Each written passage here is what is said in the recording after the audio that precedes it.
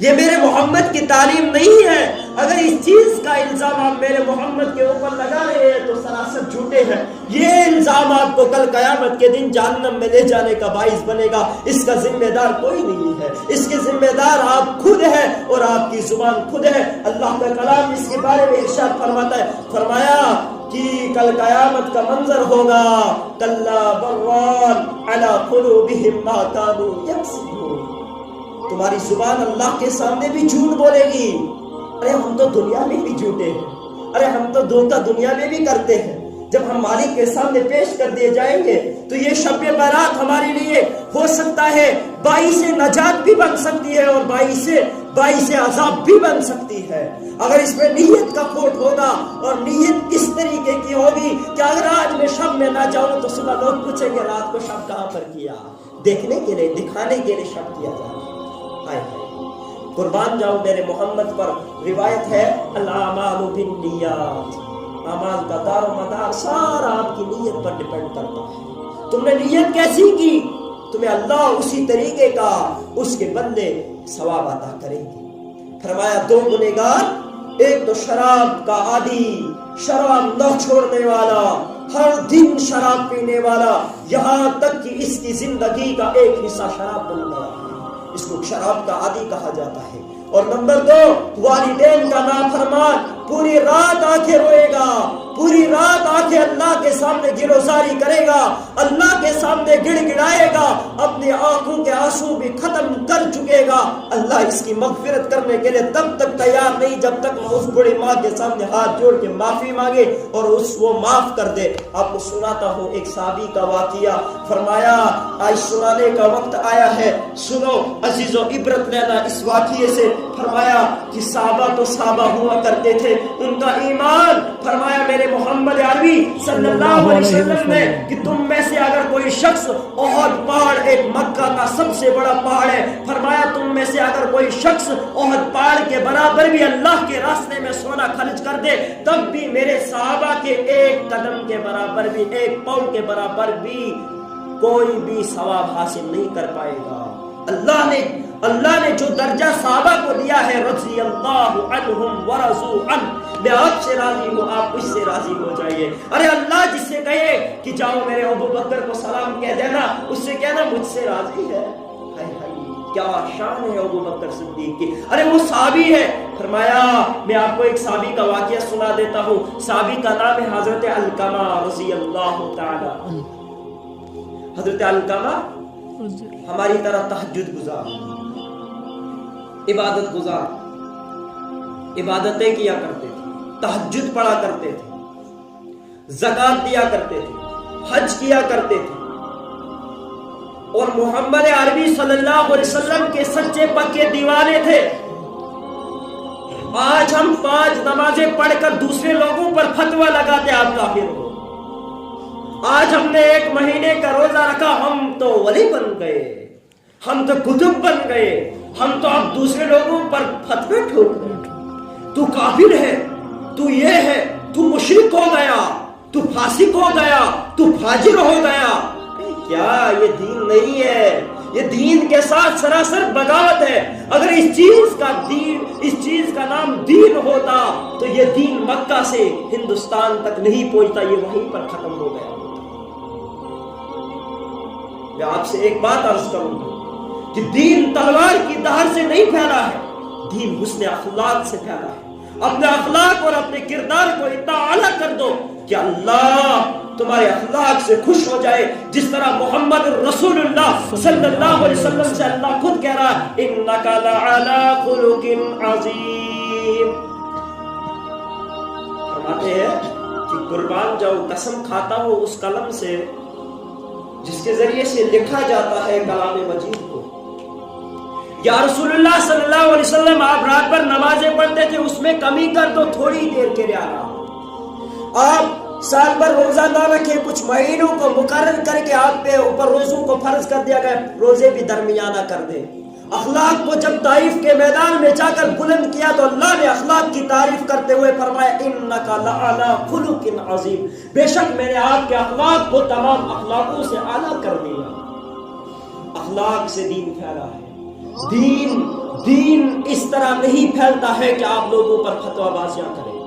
اور کسی نے 4 روایتیں پڑھ دی بس مفتی بن گیا, کسی نے 5 حدیثیں پڑھ دی, کسی نے سورہ فاتحہ کا ترجمہ یاد کیا مفسر بن گیا, مدبر بن گیا, فقیہ بن گیا. اب اسے علماء کے ساتھ تعلق رکھنے کی ضرورت نہیں ہے. اسے کہا جائے تو علماء کے ساتھ تعلق رکھو, علماء انبیاء کے وارث ہے. یہ کہتا ہے میں تو خود پڑھنے والا ہوں, مجھے کسی کے ساتھ تعلق رکھنے کی کوئی ضرورت نہیں. ارے قرآن گواہ ہے اس بات کا. اللہ تعالیٰ قرآن مجید میں فرماتے ہیں 22ویں پارے کی آیت ہے انما یخشی اللہ من عباده العلماء. اگر علماء کی کوئی حیثیت نہیں ہوتی تو اللہ علماء کا نام قرآن مجید میں نہیں لاتا. تو میں آپ کو آگے چلتا ہوں. اس واقعے میں فرمایا کہ حضرت علقمہ نماز بھی پڑھا کرتا تھا, روزہ بھی, حج بھی, زکوٰۃ بھی, سارے. جو بھی اسلام میں سب سے زیادہ آگے بڑھے ہیں ان کا نام صحابہ ہے. جنہوں نے بچوں کو اس دین کے خاطر ذبح کروایا ان کا نام صحابہ ہے. جنہوں نے تپتی ریتوں میں جنگیں لڑی اور پیاسے رہے, پیاس کی وجہ سے شہادتیں پائی, تلوار کے ذریعے سے قتل کر دیے گئے, ان کا نام صحابہ ہے. اگر دین کے خاطر کسی کی سب سے زیادہ قربانیاں لگی وہ صحابہ ہے. انہی صحابیوں میں سے اس صحابی کا نام حضرت علقمہ رضی اللہ تعالیٰ عنہ ہے. فرمایا کہ پوری زندگی عبادتوں کے اندر گزار دی. اس کے گھر میں بیوی آئی تھی, شادی کر کے بیوی لایا تھا, اور جب لایا تو بیوی کی محبت میں مست ہو گیا, ماں کو بھول گیا.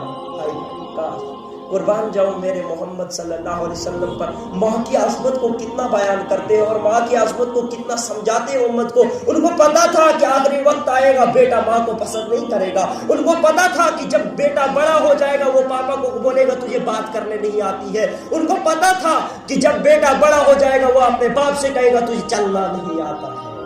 اس لیے پہلے ہی بیان کر چکے ہیں.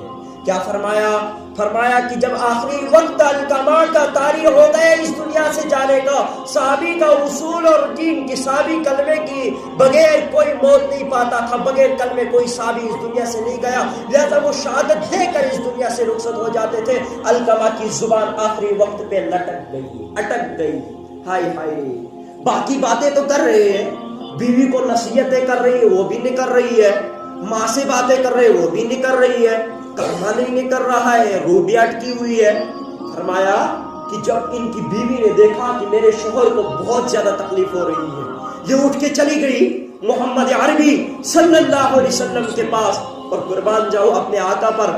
آقا نے فرمایا کہ وہ اٹھ کے چلے گئے. فرمایا پتہ نہیں کون سی تکلیف ہوگی. تو جب وہاں پر پہنچے تو علقمہ کا یہ حال دیکھ کر فوراً تصور کر لیا کہ یہ ضرور والدین کا مسئلہ ہے. فرمایا اس وقت علقمہ کے والدین میں سے کوئی زندہ ہے؟ یا رسول اللہ میرے ماں باپ آپ پر فدا ہو جائے, علقمہ کا پاپا فوت ہو گیا ہے, علقمہ کی بوڑھی ماں زندہ ہے, علقمہ کی بوڑھی ماں زندہ ہے, ارے اس ماں کو حاضر کر دیا جائے. تو یا رسول اللہ صلی اللہ علیہ وسلم قربان جاؤ آپ پر کہ آپ کسی کو بلائے وہ لرز جاتا تھا, تھرک جاتا تھا. علقمہ کی ماں کو جب اس کی اطلاع ملی تو وہ جلدی دوڑ کے آ گئی بیچاری. تو پوچھتی یا رسول اللہ صلی اللہ علیہ وسلم بلانے کی وجہ.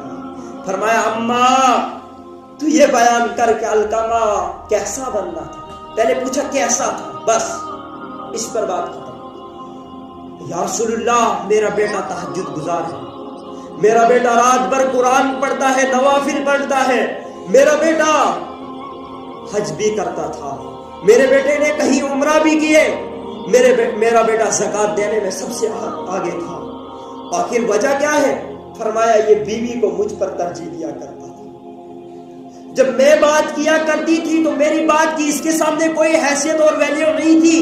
جب اس کی بیوی کوئی فرمائش کرتی تھی تو یہ فوراً اس کو لائے عمل لاتا تھا, فوراً اس کی فرمائش کو قبول کرتا تھا اور فوراً اس کو اپنانے کے لیے تیار ہو جاتا تھا. اچھا ایسی وجہ.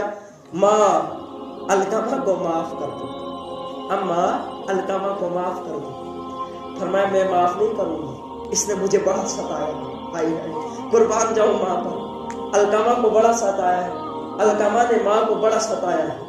کتنا ستایا, ماں معاف کرنے کے لیے تیار نہیں. اوہو ماں نے معاف نہیں کیا, نبی علیہ الصلوۃ والسلام نے حکم دیا صحابہ کو لڑکیوں کو جمع کیا جائے، علقمہ کو اس دنیا کی آگ سے اس گناہ کی سزا دلائی جائے۔ یہ تھی ماں کی عظمت۔ اگر ماں معاف نہ کرے تو دنیا میں ہی زہر کھا کے مر جانا بہتر ہے۔ اگر آپ کی ماں آپ سے ناراض ہے تو کوئی عبادت قبول نہیں ہے۔ اگر آپ کی ماں آپ سے ناراض ہے تو صبح فجر پہ اٹھنے کی ضرورت نہیں ہے جب تک نہ ماں باپ کو راضی کرو گے۔ تہجد میں اٹھنے کی ضرورت نہیں ہے جب تک نہ اپنے پیرنٹس کو راضی کرو گے۔ یہ ضروری ہے ہمارے لیے کہ ہمارے ماں باپ جب ہماری کامیابی کے پیچھے ان کا سب سے زیادہ رول ہے تو ہم کیوں نہ ان کا مانیں، ہم کیوں نہ ان کی خدمت کریں۔ ارے نبی علیہ الصلوۃ والسلام نے یہ حکم تو دے دیا، مگر ماں کی شفقت، ماں کی ممتا پہ قربان جاؤں۔ ماں نے جب اس صدا کو سنا کہ محمد عربی صلی اللہ علیہ وسلم میرے علقمہ کو زندہ جلا رہے ہیں، فرمایا یا رسول اللہ آپ میرے بیٹے کو میرے سامنے جلائیں گے؟